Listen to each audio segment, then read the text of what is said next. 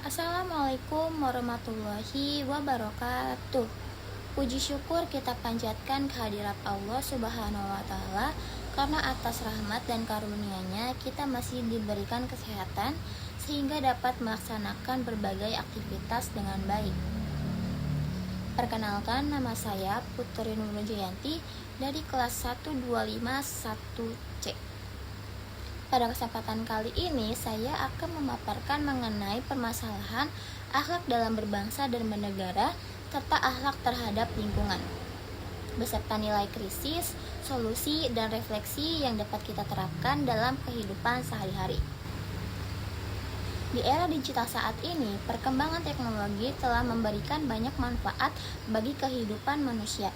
Informasi dapat diperoleh dengan cepat, komunikasi menjadi lebih mudah, dan berbagai aktivitas dapat dilakukan secara praktis. Namun, di sisi lain, kemajuan tersebut juga menghadirkan tantangan baru, terutama dalam bidang akhlak. Kemajuan teknologi ternyata belum selalu diikuti dengan kemajuan moral. Hal ini terlihat dari berbagai fenomena sosial yang terjadi di masyarakat. Kita masuk ke pembahasan pertama. Akhlak dalam berbangsa dan bernegara. Permasalahan pertama yang akan saya analisis adalah krisis akhlak dalam kehidupan berbangsa dan bernegara, dengan fokus pada penurunannya sikap toleransi di tengah masyarakat Indonesia. Indonesia merupakan negara yang sangat beragam, baik dari segi suku, agama, budaya, maupun bahasa. Keberagaman tersebut seharusnya menjadi kekuatan untuk mempererat persatuan Indonesia. Akan tetapi, realitas yang terjadi menunjukkan bahwa masih terdapat berbagai tindakan intoleransi, ujaran kebencian, dan konflik akibat perbedaan pandangan.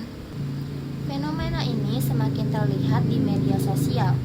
Banyak masyarakat dengan mudah memberikan komentar negatif, menyebarkan informasi yang belum tentu benar, bahkan menyerang pihak lain hanya karena perbedaan pendapat. Kondisi ini menunjukkan adanya penurunan kualitas akhlak dalam kehidupan berbangsa dan bernegara. Sebagai data nyata, Kompas yang mengutip hasil penelitian Setara Institut menyebutkan bahwa masih terdapat sejumlah kota di Indonesia yang memiliki tingkat intoleransi yang cukup tinggi. Hal ini menunjukkan bahwa nilai saling menghormati dan menghargai perbedaan masih perlu terus diperkuat dalam kehidupan bermasyarakat. Jika dianalisis secara kritis, fenomena intoleransi menunjukkan adanya kesenjangan antara pemahaman nilai agama dan penerapannya dalam kehidupan sehari-hari. Meskipun sebagian besar masyarakat Indonesia mengaku menjunjung tinggi nilai agama dan Pancasila, kenyataannya masih ditemukan perilaku yang bertentangan dengan nilai tersebut. Selain itu, perkembangan media digital juga sangat cepat belum diimbangi dengan kemampuan literasi digital yang memadai.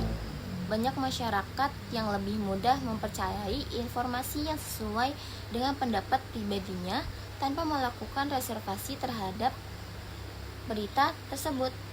Akibatnya, media sosial yang seharusnya menjadi sarana mempererat persatuan justru sering digunakan untuk menyebarkan kebencian dan memperbesar konflik. Apabila kondisi ini terus dibiarkan, maka dampaknya tidak hanya menimbulkan konflik sosial, tetapi juga dapat mengancam persatuan bangsa dan melemahkan nilai-nilai bhinneka yang menjadi identitas Indonesia. Sebagai mahasiswa, fenomena intoleransi juga dapat ditemukan di lingkungan kampus. Misalnya ketika terdapat kelompok pertemanan yang bersifat eksklusif, kurang menghargai pendapat orang lain saat diskusi, atau munculnya stereotip terhadap kelompok tertentu. Oleh karena itu, budaya saling menghargai perlu dibangun sejak lingkungan terkecil. Adapun solusi yang dapat dilakukan adalah memperkuat pendidikan karakter dan pendidikan agama, meningkatkan literasi digital, serta membiasakan dialog yang sehat dalam menyikapi perbedaan. Sebagai bentuk tindakan nyata, saya dapat menerapkan sikap toleransi dengan menghargai pendapat teman saat diskusi, dan tidak menyebarkan informasi yang belum jelas kebenarannya, serta menggunakan media sosial secara bijak dan bertanggung jawab. Dan kita masuk ke pembahasan kedua, akhlak terhadap lingkungan. Setelah membahas akhlak dalam berbangsa dan bernegara, pembahasan berikutnya berfokus pada akhlak terhadap lingkungan, terutama terkait rendahnya kesadaran masyarakat dalam menjaga lingkungan hidup. Dalam Islam, manusia diciptakan sebagai khalifah di bumi, yang berarti manusia memiliki tanggung jawab untuk menjaga dan melestarikan lingkungan. Namun, kenyataannya masih banyak perilaku manusia yang justru merusak alam. Salah satu contoh paling sering dijumpai adalah kebiasaan membuang sampah sembarangan. Meskipun terlihat sederhana, perilaku ini dapat menimbulkan dampak besar seperti banjir, pencemaran lingkungan, dan berbagai masalah kesehatan lainnya. Sebagai contoh nyata, CNN Indonesia dalam program CNN Independent menyoroti bahwa Indonesia masih menghadapi persoalan serius terkait sampah. Bahkan masih menghadapi persoalan sampah impor di tengah tingginya produksi sampah dalam negeri. Kondisi ini menunjukkan bahwa kesadaran masyarakat dalam mengelola dan mengurangi sampah masih perlu diingatkan lagi. Jika dianalisis secara kritis, permasalahan lingkungan tidak hanya disebabkan oleh kurangnya fasilitas, tetapi juga dipengaruhi oleh pola pikir masyarakat yang menganggap bahwa menjaga lingkungan merupakan tanggung jawab pemerintah semata. Padahal, kerusakan lingkungan sebagian besar berasal dari aktivitas masyarakat itu sendiri. Selain itu, gaya hidup modern yang cenderung konsumtif juga takut memperparah kondisi lingkungan. Penggunaan plastik sekali pakai secara berlebihan, budaya membuang barang tanpa mendaur ulang, serta rendahnya kesadaran untuk menghemat sumber daya merupakan contoh nyata dari permasalahan tersebut. Apabila kondisi ini berlanjut, maka dampaknya akan semakin luas, seperti meningkatnya risiko banjir, pencemaran udara dan air, pemanasan global, serta menurunnya kualitas hidup masyarakat. Dalam konteks kehidupan mahasiswa, permasalahan ini juga sering ditemukan di lingkungan kampus. Misalnya, masih adanya sampah plastik yang berserakan setelah kegiatan perkuliahan atau organisasi. Hal tersebut menunjukkan bahwa kepedulian terhadap lingkungan masih perlu diingatkan lagi untuk seluruh mahasiswa. Solusi yang dapat dilakukan adalah membiasakan hidup bersih, menerapkan prinsip reduce, reuse, dan recycle, mengurangi penggunaan plastik sekali pakai, serta mengikuti kegiatan penghijauan dan kebersihan lingkungan. Sebagai bentuk penerapan nyata, saya dapat mulai membawa botol minum sendiri, mengurangi penggunaan kantong plastik, dan membuang sampah pada tempatnya, dan ikut berpartisipasi dalam kegiatan kerja bakti maupun program peduli lingkungan di kampus.